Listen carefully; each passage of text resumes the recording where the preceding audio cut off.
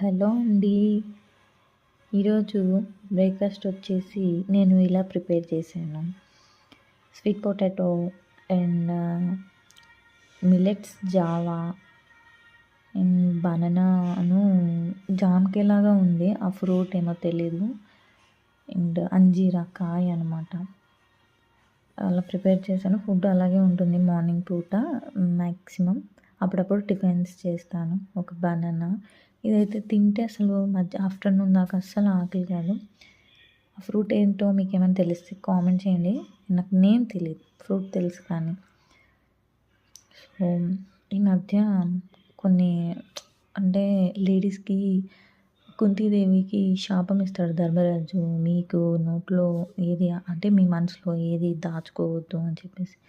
So అలా ఏదో కొన్ని మాటలు ఎప్పుడో అన్నాయో మనకి గుర్తులేదు. యాక్చువల్లీ నాకు గుర్తులేదు. సో అలా గుర్తులేని విషయాలు ఇప్పుడు వచ్చి నువ్వు ఇలా అన్నావు, నువ్వే అన్నావు అంటే అవునా అసలు నాకు గుర్తులేదు అని. సో మనకు తెలిసి తెలియకుండా చేసిన మిస్టేక్స్ ఇప్పుడు అలా మనం పడాల్సి వస్తుంది. అలా అయింది. ఎక్కడెక్కడో కాదు ఫ్యామిలీస్‌లోనే అయినాయి. So okay. ఏదైనా మంచికే దాన్ని నేను స్పోర్టివ్‌గా తీసుకున్నాను. ఎందుకంటే నేను నార్మల్ పీపుల్స్ లాగా అంటే కొంచెం అవేర్‌నెస్‌తో ఆలోచించి మాట్లాడతాననమాట.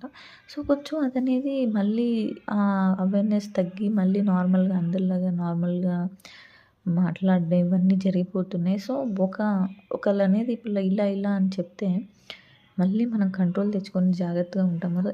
నేను పాజిటివ్‌గా తీసుకున్నాను. అండ్ ఎవరైతే నేను అన్నానో వాళ్ళకి నేను నా సోల్ పరంగా వాళ్ళ సోల్‌కి నేను సారీ చెప్తున్నాను. పర్సనల్‌గా అయితే నేనేమి చెప్పను. బికాస్ నేను తప్పేమీ మాట్లాడలేదు. ఓకే. ఇది జరిగిపోయింది. నేను సోల్ పరంగా నేను సారీ చెప్తున్నాను. And thank you. నాకు మళ్ళీ అవేర్‌నెస్ తెప్పించి జాగ్రత్తగా మాట్లాడేందుకు thank you. He is my మరిది.